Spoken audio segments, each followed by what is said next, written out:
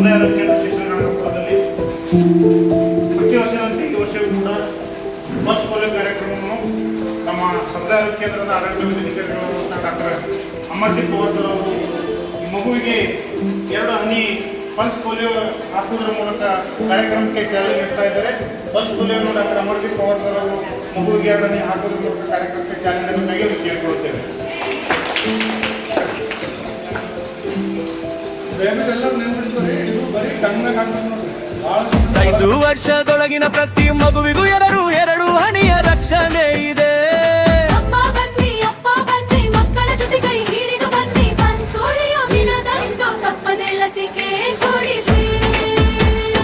ಬೆಕ್ಕು ಹೆಜ್ಜೆ ಇಂದು ಇಟ್ಟರೆ ನಾಳೆ ಆರೋಗ್ಯದ ಭಾರತ.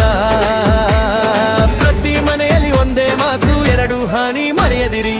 2 ಹನಿ ಜೀವದ ಬೆಳಕು, ಪ್ರತಿ ಮಗುವಿನ ಸುರಕ್ಷೆ ಅದು.